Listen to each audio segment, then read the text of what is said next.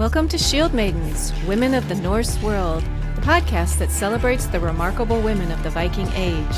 From fierce warriors and powerful queens to wise seers and cunning goddesses, these women left an indelible mark on history.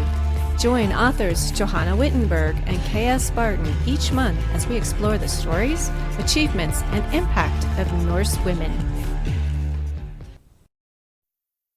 Welcome to Shieldmaidens, Women of the Norse World, a podcast that takes a deep dive into the lives of women in the Viking Age.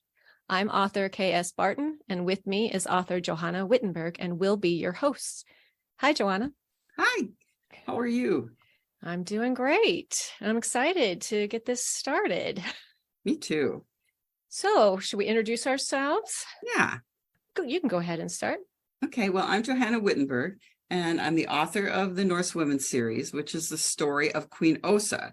She was a real Norse queen who ruled alone for 18 years in the early 9th century, which was the dawn of the Viking Age and probably one of the most violent times in Norway's history. Norway was torn among 30 warring kingdoms at that time, and I was just really curious about how a lone woman held power for that long during that violent times. So I did a lot of research. There's not a lot written about her. Most of my research was based on archaeological finds to put together what may have been her life. The series is 5 books so far, and I'm working on the 6th. Great. They're really fun reads. Thank you. And I'm K.S. Barton, and I write stories of love and adventure set in the Viking Age. I'm the author of the Norse Family series, a story of a long-standing blood feud and how it tears two families apart. I'm not writing about any real people. Mine are all fictional, and I just got, for some reason, a reading in all the sagas and even the Norse mythology. It just seemed like everything had to do with blood feuds. Everybody was fighting because somebody's brother killed somebody's this, and so I was like, that is just so interesting to me. So mine's it's a tale of love, revenge, and sacrifice. But I also wanted to tell it from the perspective of at least one woman, you know, how these blood feuds affected women, children, how it affected the families. It wasn't just about like how the guys had to fight each other. I wanted to get like a whole picture of how this could affect everyone, right down to the little kids. Yeah, and that's a part of Viking history that is not talked about very much, and that's the purpose of us doing this podcast. That's right. Yeah, we wanted to get some more female perspectives and women's perspectives from all different kinds of Viking women, you know, from the Queen Åsa to, you know, maybe just a woman who's a farmer's wife. You know, even a simple farmer's wife was hugely valuable and really strong, you know, that we really wanted to honor these women. Yeah, they had to be tough just to survive. Really yeah, absolutely. Oh, and I am I'm going to be releasing a new novel in April of 2023, which is a month after we're recording this. It's a historical fantasy called A Deal with Odin, and it's set in the Norse world with some people and places from Norse mythology. So I just got my manuscript back from my proofreader, and I got my first proof of my cover, and we're on track. Oh, that's exciting. Yeah. So that's not part of your series? It's separate from your series? Yes. I know you have separate. 2 series, right? I have 1 series and then 2 books that are an offshoot of the series about a secondary character one of those characters who just popped into one of my books, and I loved him so much he needed his own couple of books. So yeah, and this will be totally separate. Great. Yeah, I love those characters who pop in. I have a few of those myself. Yes. I think it was Tolkien who called them mushroom characters. Oh, that's aptly put. They just pop up where you're least expecting them. That means your imagination is working. That's true. That's true. And sometimes those pop-up characters seem more real than the real people themselves. Yeah. I think it was in one of Sharon K. Penman's books, and she had talked about one of her characters who was a fictional character. It wasn't one of her kings or queens. It was a fictional person who kind of popped up like that.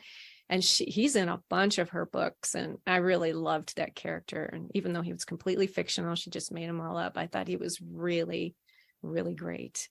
I think when you really fully imagine the world, that's when those characters have the fertile ground that mushrooms need. I know. That's true. Yes, it's a lovely way of putting it.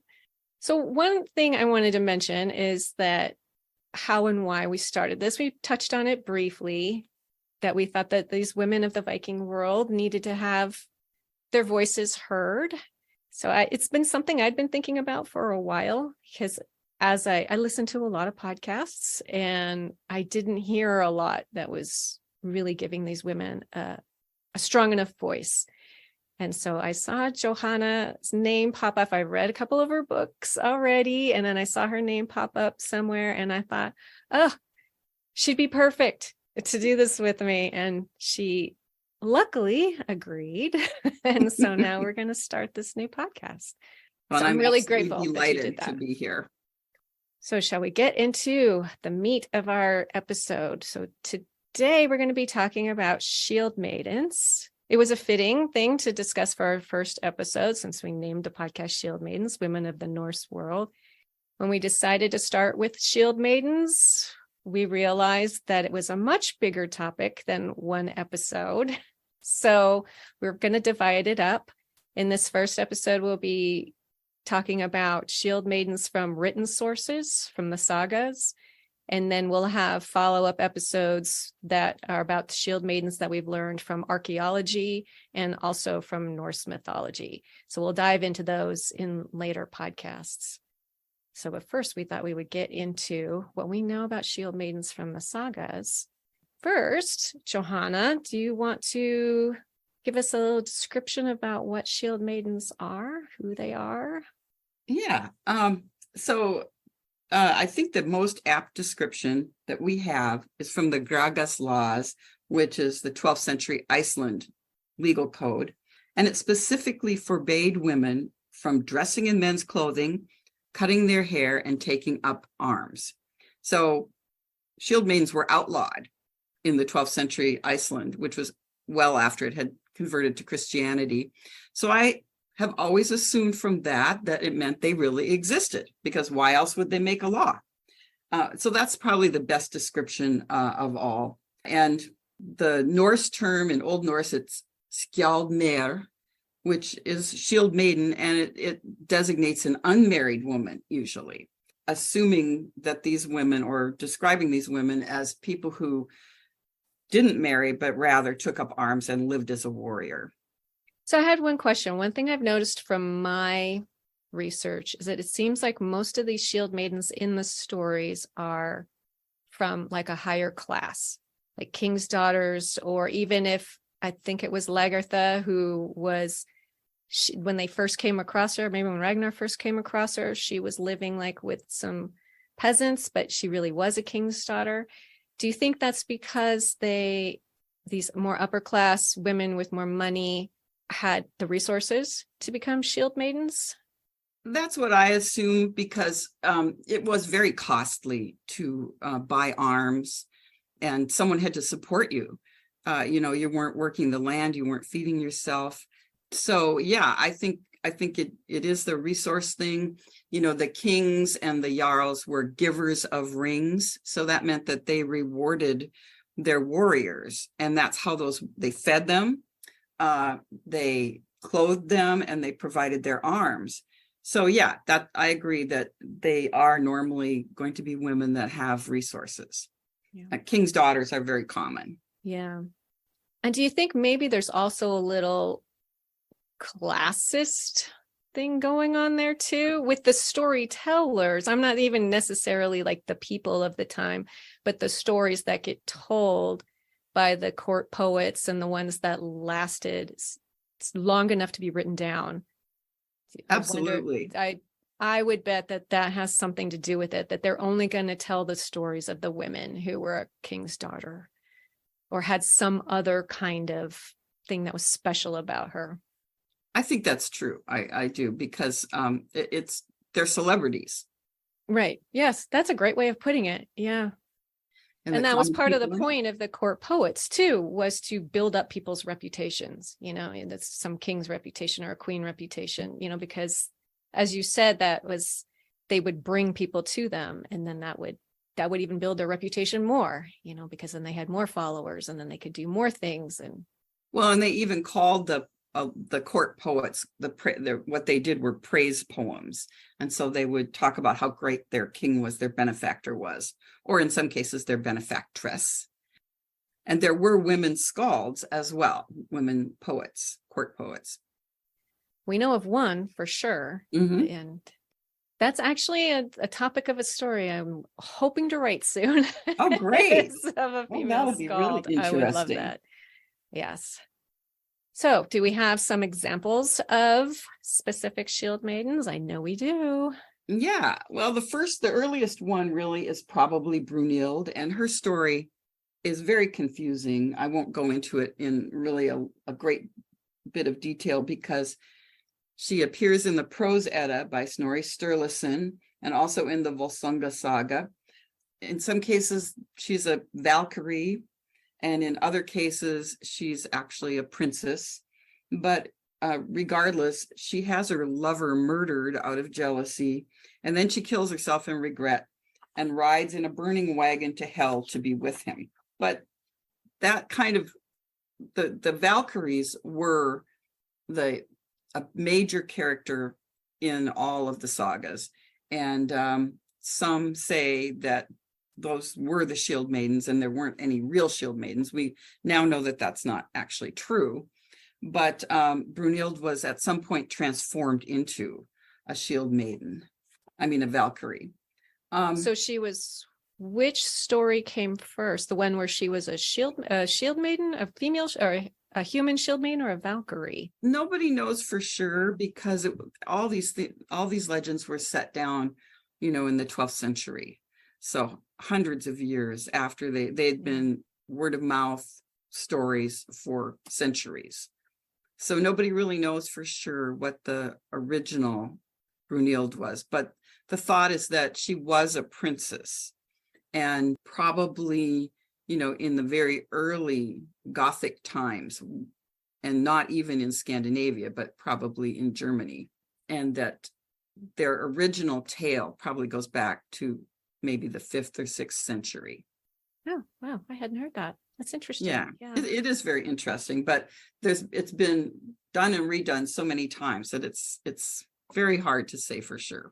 Yeah, that's true. I mean, even in our own time period, we have certain stories that over the last, 100 years or so change and adapt and evolve. So I can't even imagine over 1,000 years or even the few hundred years that went from the Viking age to when, people like Snorri Sturluson were writing it down, how much it would have changed then, especially since those oral storytellers would change the stories based on who they were telling them to, Exactly.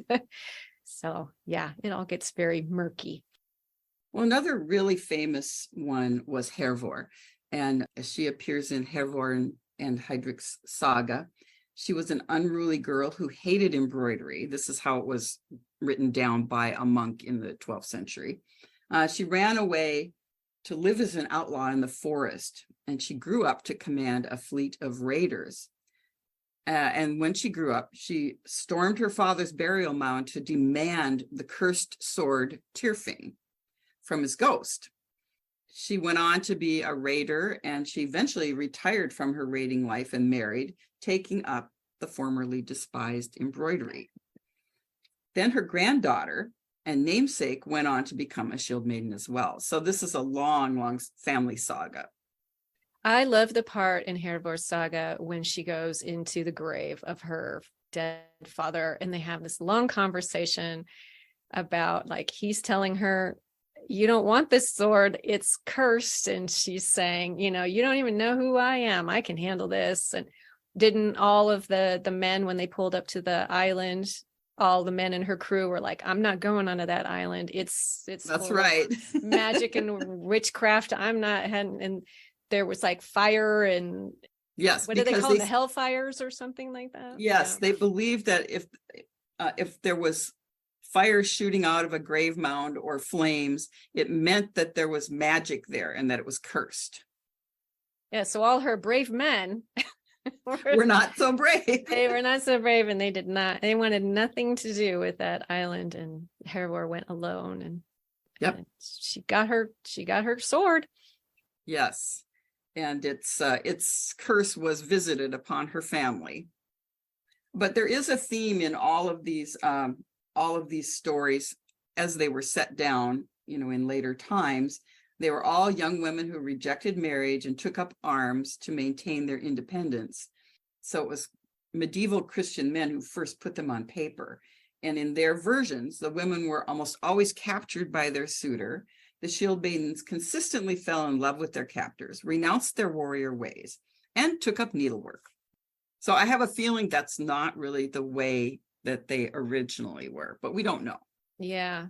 Yeah, I can't imagine, especially since there was such a focus on that honor culture and dying bravely, that wouldn't a woman who wanted to take up arms, wouldn't she want to die like that too? You would think it wasn't just for the men. She would live by the same code as the men. Exactly. So, yeah. And when I read Hervor's saga, how she had become kind of an outlaw in the woods, and to me that also kind of was like a red flag, that it came from the person who was writing it down, not from the people of the time. That I didn't see that being such a bad thing. She wasn't actually outlawed, was she? She just was or was she out? In Iceland at the time these were written down, she would have been outlawed because it was against the law. Yeah, because she would dress like a man and took up arms. Yeah. It's just so tricky to wade through all of that. What did the people of the time actually feel? Plus, it was so different in Iceland because they were a colony, basically. And even though they were attached to Norway, it was still an outlying community, and they had their own ways of doing things that might have been quite different from the way they did things, say, in Denmark or Sweden. Absolutely. And life was really difficult in Iceland. Yeah. That's the other thing that has to be remembered. These people were unbelievably tough. Yeah. Have you ever been to Iceland?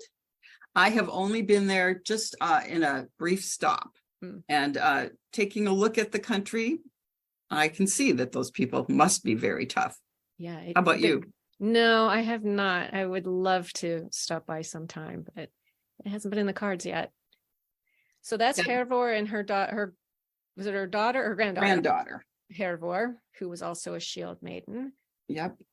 And then we have from Sweden, the warrior queen Olof, Olof. It's not Olaf, it's Olof, and can be a woman's name.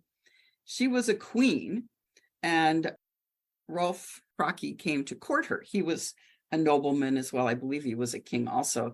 He came to ask for her hand in marriage, and she wasn't too impressed with him. So she got him drunk, had him shaved and tarred, and put in a leather bag and left on the beach. So the saga continues, and I won't go into all that because he came back and had his revenge, and then she had her revenge on him, and it went on for a couple generations. But she was a very proud warrior queen in Sweden. Then there's another Rolf's Saga Gautriksen, and it was written down in 13th century Iceland, like so many others. A woman named Thornbjorg. She was the only child of King Eric of Sweden, and she spent her youth training in martial arts, and she maintained her independence by defeating and killing all of her suitors. There's a theme there, I think. There is. When she grew up, she demanded an estate and an army from her father, which he gave her. She dressed as a man and declared herself king. I believe she is the one who even took a man's name, but when Rolf Gautriksen finally overcame her in battle, she too fell in love, gave up her weapons, and embraced embroidery. However, she did later lead a fleet to rescue her husband when he was captured by the British. So she didn't completely give up arms. Yeah. Good for her for rescuing her husband. I love these themes of the women who don't like their suitors, and Shave Tie them 'em and up in fire a- them or Tie him up in a kill them in sack. battle, one or the other. Get rid of these guys. Yeah. Well, the 12th century historian Saxo Grammaticus also featured a number of warrior women in his 16-volume history of called Gesta Danorum, which is the deeds of the Danes.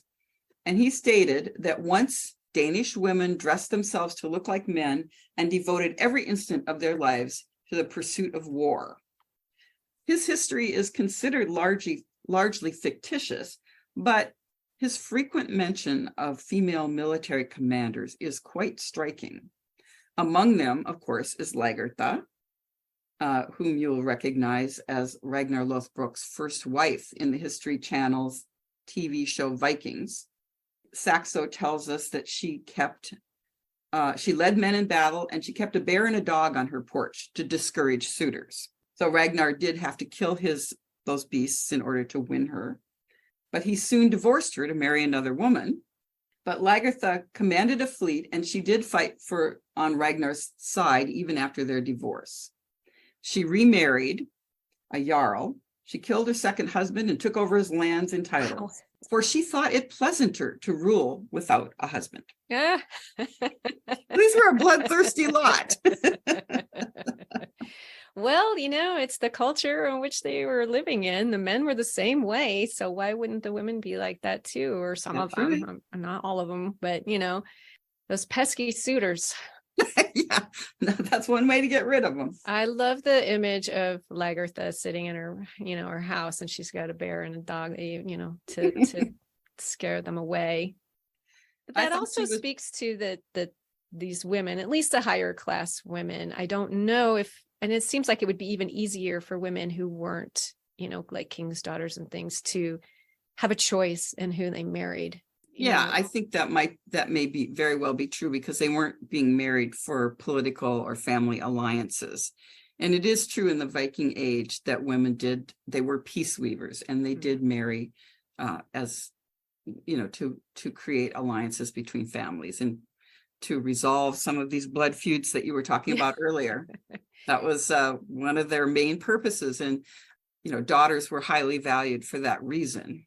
Yes, exactly. Well, that's actually one of the reasons why I named my book What I Did, The Warrior and the Weaver. She works in textiles, but she's also a peace weaver, or she's supposed to be. So yeah, there was that double meaning for women when it came to being a weaver. Yes, and weaving was a very important part of their lives. And I think that later on we should do a whole episode on textiles, because absolutely, it's quite fascinating. So something that came into my mind when we were discussing Hervor and going to the island, that do you suppose maybe she was less afraid, not only because she was brave and this was her father's burial mound she was going to, but because as a woman, the whole idea of magic maybe wouldn't have been as scary to her as it was to the men. The men were like, nope, I don't want to have anything to do with this magic. I'm out. But being a woman, she would have been like, magic doesn't scare me. That is a fascinating idea. Yes, I think that theory makes a lot of sense, because women were their magic was their specific role in life was magic, and men did not use it nearly as much, and they were more afraid of it. They were extremely afraid of women's work. So she was doubly brave. Yes. Yes. A needlepoint made her brave. Yeah. Probably made her patient at any rate. Yeah. No kidding. So Ragnar Lothbrok has a second wife, Aslaug, who is a princess, and she was a daughter of a great king, and also she was a sorceress. And she was very, very different than the feckless queen that was portrayed in the Vikings series. But according to Saxo, she also led an army against the Swedes to avenge the death of her stepsons. Then Alfhild, which means elf battle, she was the daughter of King Siward of the Goths. And so if you remember, Beowulf was a Goth. She adopted male dress and a warrior's life to escape marriage, like many of them. And she recruited a war band of Shieldmaidens. and she took command of a leaderless band of raiders.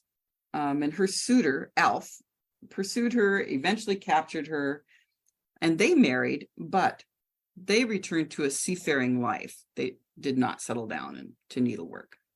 So Alfhild and Alf? Yes. That was very common. Those names were very common Yeah. in those days. I sense a story behind those names. Was there some like ancestor who was, had something to do with the elves? Very possibly. Yeah, that would be interesting. I wish we knew more about them. That's for a later thing. So Saxo also wrote about a war between the Swedes and the Danes. And in that war, he listed all the major warriors by name. And that included 3 female commanders, Vebjorg, Wisna, and Hekta. There was another female war leader that he mentioned named Rusla. And she appeared elsewhere in his work. She commanded a vast fleet and fought against her brother and against the Danes for sovereignty of Norway. And even though she bested the Danes, her brother eventually caught her and cut her to pieces. Oof. Yes, but Rusla bears a very strong resemblance to another woman who is mentioned in the Irish annals as Ingen Ruad, the Red Girl. And she was supposedly from Norway and led a fleet. Now, we don't know if it's the same woman or not, but a 12th century Irish manuscript, which is entitled The War of the Irish with the Foreigners, and it chronicled the Viking attacks in Munster in the 10th century, which is the same time this woman would have lived. The work listed 16 raiding fleets, and the last of which was commanded by Ingen Ruad, the Red Girl, and they talked about all the cruel things she did. They don't actually tell us what those cruel things were, but they do say she was very cruel. The Annals of Ulster mention 2 female military commanders, both called the Maid, which means an unmarried woman. And one was a Viking who fought against the Irish in the late 9th century. And the other was an Irish woman who plundered Viking ships in the 11th century. So it's very interesting. There's lots of mentions of these women, but they don't go into much detail. Do you think it's because, I know with the Anglo-Saxon Chronicle, they often have years where there's one sentence. Is it just because they weren't mentioning them, or because they're women and they didn't want to mention that there were women out there commanding fleets, or a mixture of both? I do think that in a lot of cases, the women are not mentioned purposely. That's just my belief, because we find mention of them elsewhere, but yet not in the Chronicles. And that happened later as well, that the mention of women was kind of eliminated. We know of women in religion that were not mentioned in the Chronicles as well. So they were selective. Yeah, that's true. That's true. But they were also regional. And so, and some of them are fragmentary. And so there could be just missing things. Especially since, like what we were discussing earlier with the court poets, as men started taking over more and more, that those would have been forgotten, covered up, maybe kept by, somebody who was friendly, or women, or somebody that they just weren't held on to as well, or remembered as well. And we do have historical proof of that in some of the European manuscripts. The Anglo-Saxon Chronicles didn't include Ethelfled at all, but the Mercian Register did. And so that's the only reason we even know about her. Grace O'Malley was not mentioned in the Irish Chronicles of her time. So we only know about her because of the English records. Right. Yeah. We know so much about some of these people from their enemies. Yeah. And that can be problematic too. Exactly. when everything that's written down is either written by your enemies or written down 300 years later. Well, that's interesting. So often I didn't know about those Irish women. So I'm so glad you brought them up. I knew about the Red Girl. I did know about the Red Girl, but I didn't know about some of the others. That's really fascinating. It is fascinating. And there's just such a brief mention of them that we just have no details at all about them. Mm-hmm. So is that what we have for today? I think so. That's pretty much the end. There's one last thing. When a Viking fleet attacked Paris in 885, and we think that could be Ragnar Lothbrok, we're not sure. The monk Abbo witnessed women aboard the Viking ships, although he didn't specifically mention them as combatants. And the 11th century historian who had an eyewitness report in 971 of women in armor among the fallen Rus. And this is a battle against Byzantine troops. So, the Rus are kind of a mysterious people, but they definitely have a Scandinavian origin. And this would be in the late 10th century that he mentioned, women warriors among the fallen in armor. In armor. Yeah. It wasn't just like camp followers. Correct. Yeah. Well, that's just really interesting. Yeah, so many sources. Yeah. And they're just brief, tantalizing mentions. So, there's still so much we just don't know. Yeah. And it'll probably always be that way because it was such a long time ago, over 1,000 years ago. Mm-hmm. Yeah. And there's more and more archaeological evidence, and that's what we'll get into in another podcast about the archaeological evidence of women warriors from that time period. Yeah, that's a nice way to, if you combine all three, so you've got the sagas and the archaeology and the Norse mythology, it's a good way of like piecing them all together to see how these women were shield maidens. Exactly. Yeah. Well, and on that note, then we will come back again, and with episode 2, we'll talk about shield maidens in archaeology. That sounds great. All right. Thank you so much. See you next time.